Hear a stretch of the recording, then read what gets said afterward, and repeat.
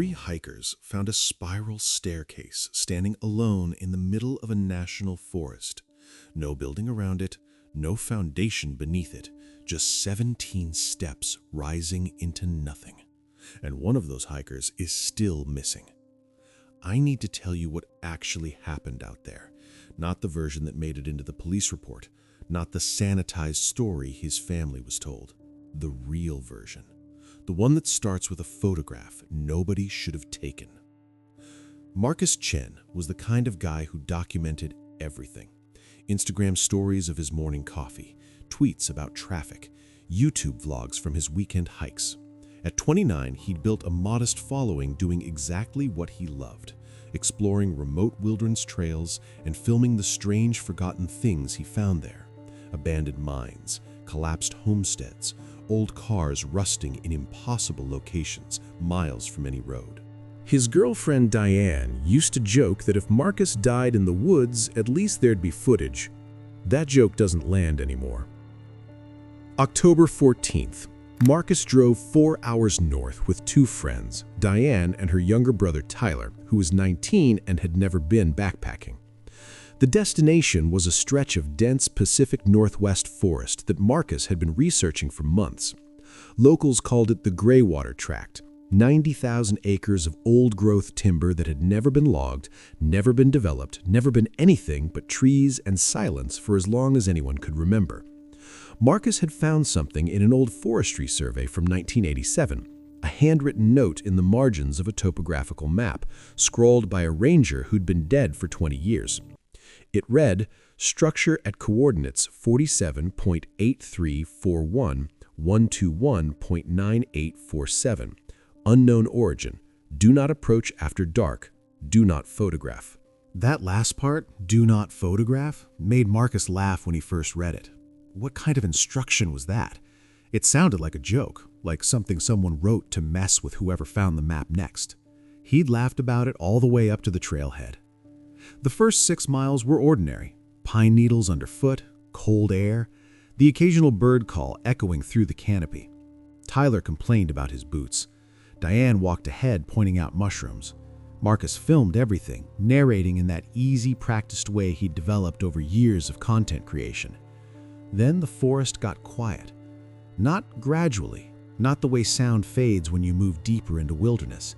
This was sudden. One moment there were birds, wind in the branches, the crunch of their footsteps. The next moment, nothing, like someone had pressed mute on the world. Diane stopped walking. She turned around, and Marcus saw something in her face he'd never seen before. "Do you hear that?" she whispered. "I don't hear anything," Tyler said. "Exactly." Marcus checked his camera. The audio levels showed complete flatline. Not low, 0, as if sound itself had stopped existing. But the camera was still recording. He could see the red light. He could see the timestamp counting up. "We should keep moving," Marcus said. His voice sounded wrong in the silence, muffled, like speaking into a pillow. They walked another quarter mile. And then they saw it. The staircase stood in a small clearing, surrounded by ferns and fallen logs. It was made of dark wood, oak maybe, or something older, and it spiraled upward in a tight corkscrew. 17 steps. Marcus counted them 3 times to be sure. At the top, the stairs simply ended. No platform, no doorway, just the final step, hovering about 12 feet off the ground, leading to absolutely nothing. There was no foundation, no support structure. The staircase wasn't attached to anything. It just stood there, as if the ground was holding it up through sheer force of habit. "What the hell?" Tyler breathed. Diane grabbed Marcus's arm. Her fingers were cold. "Don't film it." "What?" "That note, the one on the map. It said don't photograph it." Marcus looked at her. Then he looked at the staircase. Then he raised his camera and started recording. Nothing happened. The staircase didn't move. The silence didn't change. Marcus walked a slow circle around the structure, capturing it from every angle. Up close, he could see the wood was old, weathered. There were faint carvings along the railing, symbols he didn't recognize, spirals within spirals, like someone had tried to draw a fingerprint with a knife. "It has to be an art installation," Tyler said. His voice was too loud, too eager to find an explanation. "Like those people who put pianos in the middle of nowhere, performance art or whatever." "Out here?" Diane's voice was flat. 6 miles from the nearest trail marker? An art installation that's been here since at least 1987? "Maybe longer," Marcus murmured. He was crouched at the base now, running his fingers along the lowest step. The wood was cold, colder than it should have been. And there was something else, a faint vibration, like touching a speaker that's playing a frequency too low to hear. He pulled out his phone to check the GPS coordinates. The screen flickered. For just a moment, he saw something else on the display. Not his map app, not anything he recognized. Just a single line of text, white letters on a black background. "You were not supposed to find this." Then the screen went normal again. Maps, coordinates, battery at 62%. Marcus stared at his phone for a long moment. He didn't mention what he'd seen to the others. The sun was getting low. They had maybe 2 hours of daylight left, and they needed to find a place to camp. Marcus wanted to stay near the staircase. Diane wanted to put as much distance between them and it as possible. Tyler didn't have an opinion. He just kept staring at the structure with an expression Marcus couldn't read. They compromised, made camp about 300 yards away, in a spot where they couldn't see the staircase but could still find their way back in the morning. Marcus wanted more footage, better angles, maybe drone shots if the wind cooperated. That night, something woke him at 3:47 a.m. He knew the exact time because he checked his watch immediately, the way you do when you wake up suddenly and your brain needs something concrete to hold on to. 3:47. The tent was dark. Diane was asleep beside him, her breathing slow and even. Tyler was in his own tent a few feet away, but something was wrong. Marcus lay completely still, listening. The silence was back. That same unnatural quiet from before. No wind, no insects, no rustling in the underbrush, just nothing. And then, beneath the nothing, he heard it. Footsteps. Not outside the tent, not approaching from the woods. The footsteps were coming from above. Slow, deliberate steps, the creak of old wood under weight. Someone was climbing the staircase. Someone was climbing it right now, 300 yards away in the pitch dark, and somehow Marcus could hear every single step as clearly as if it were happening next to his ear. 1, 2, 3. He counted them without meaning to. His body was rigid. His breath was shallow. 7, 8, 9.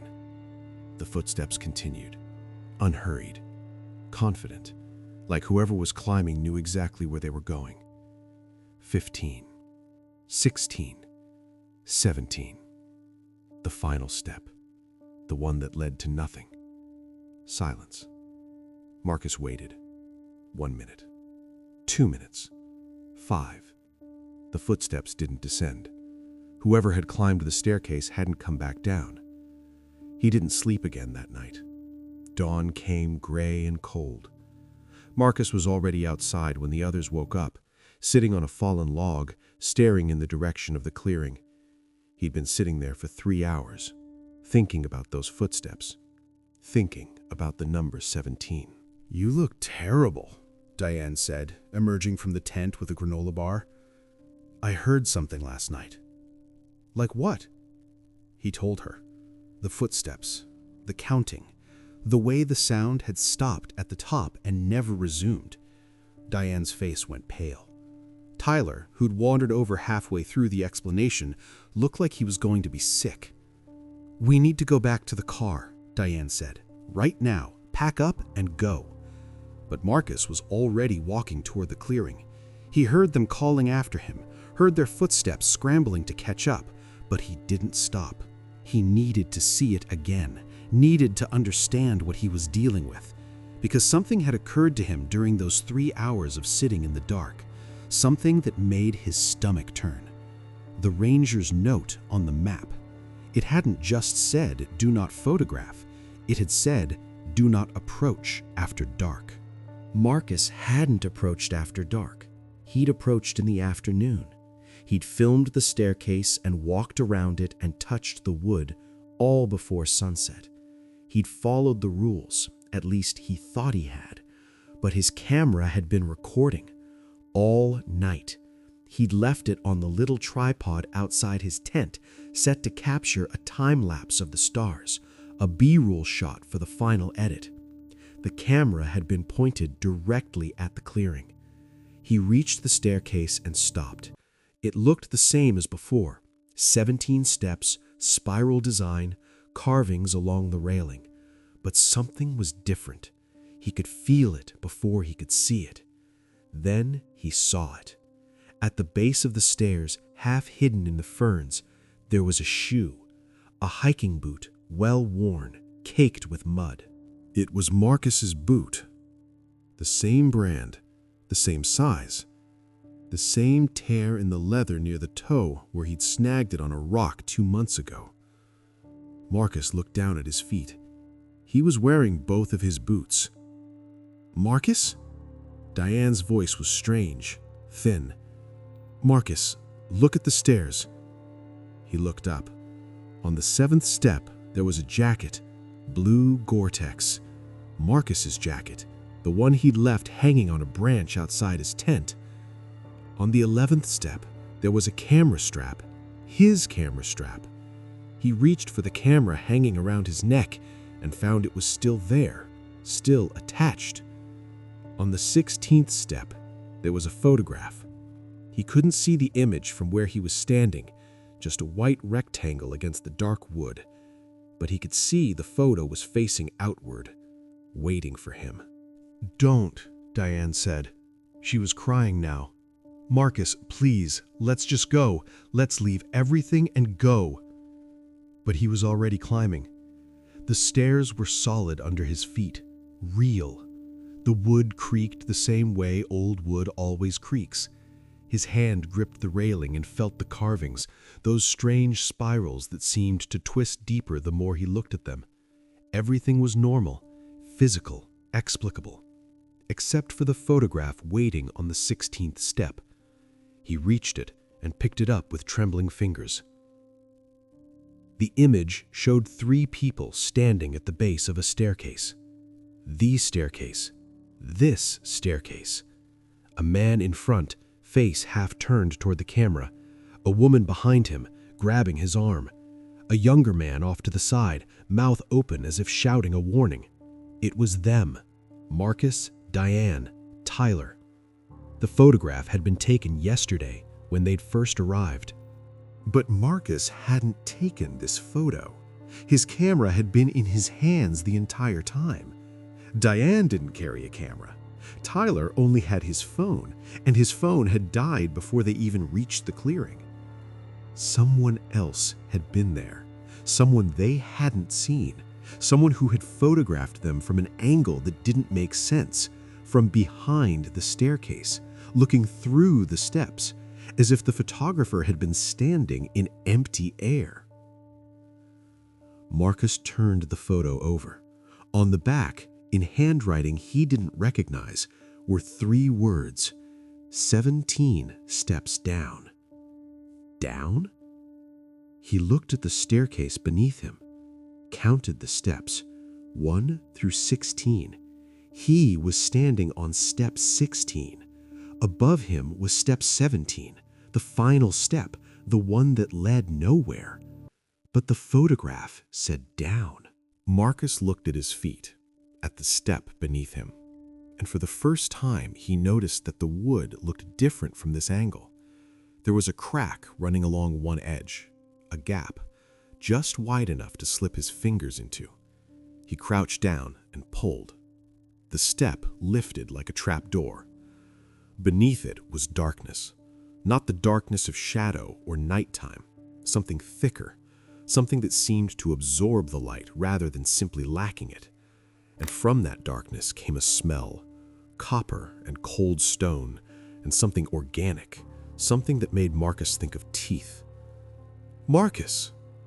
Tyler's voice, but wrong, too deep, too slow. Marcus looked down at the clearing.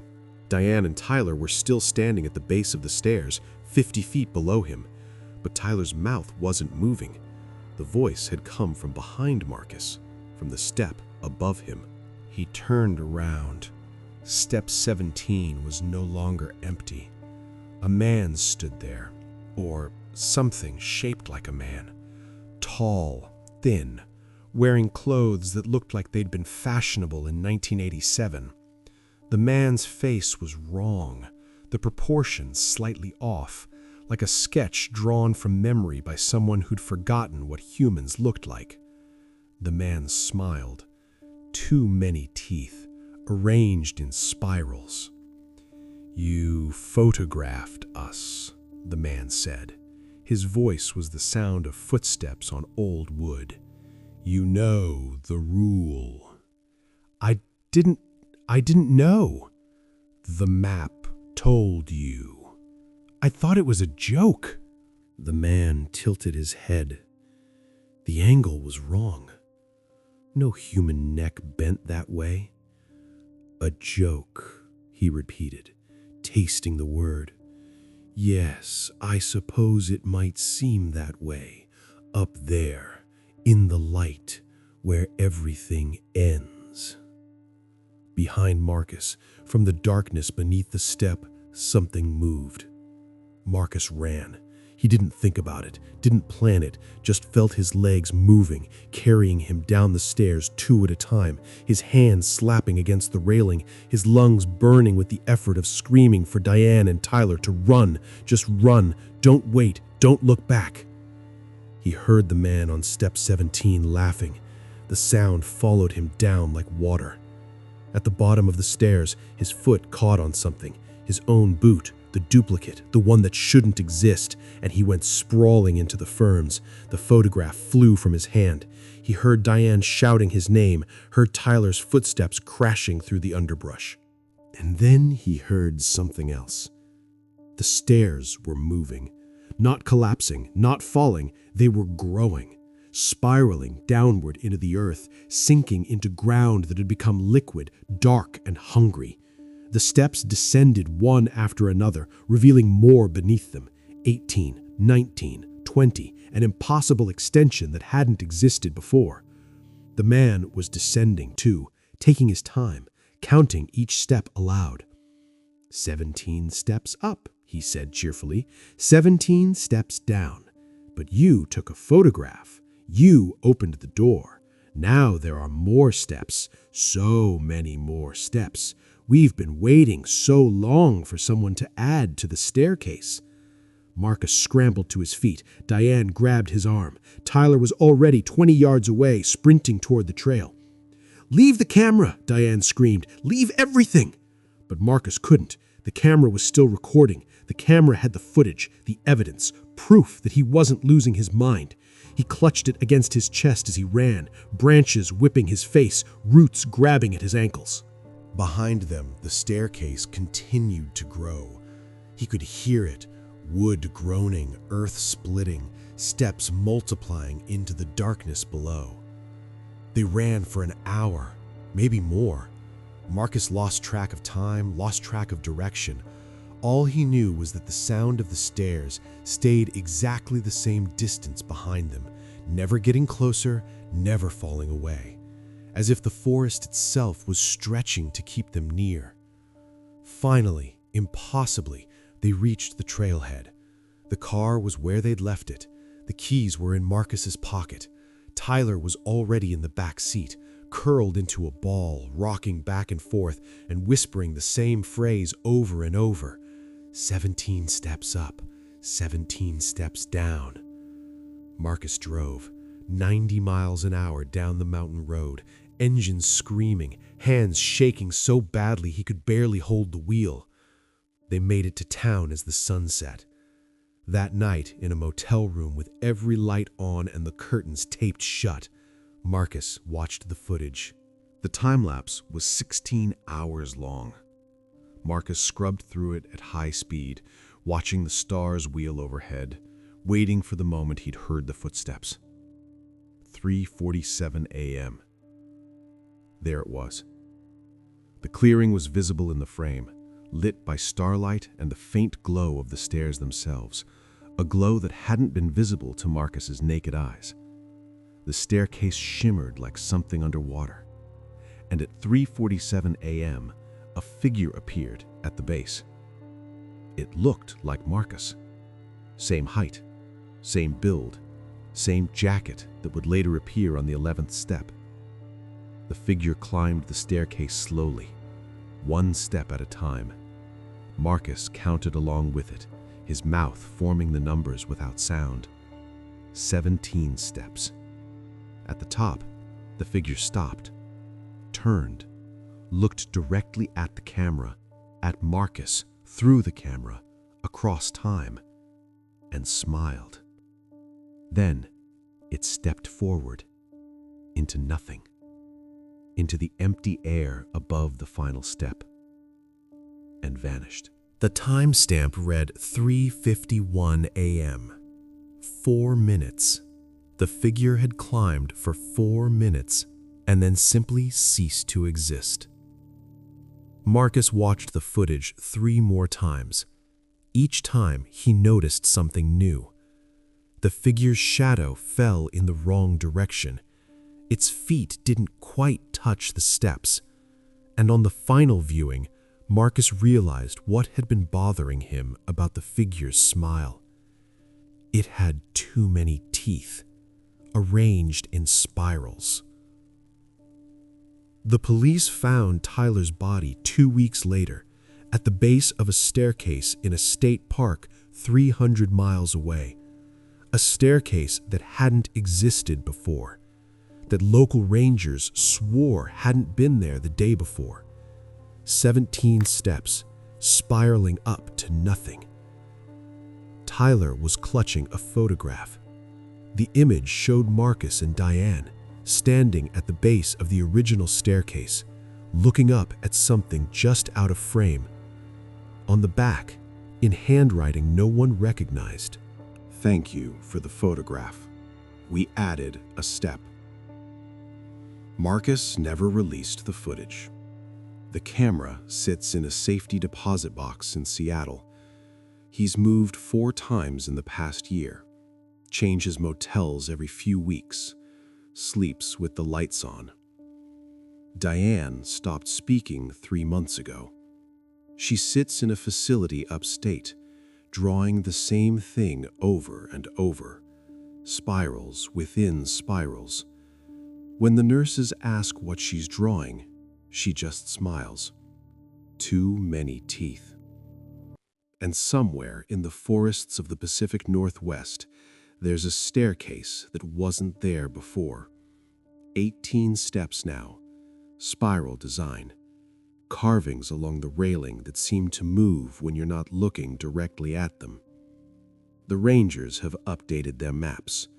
New note in the margins, same handwriting as before. Do not photograph, do not approach, do not count the steps. There are always more than you think.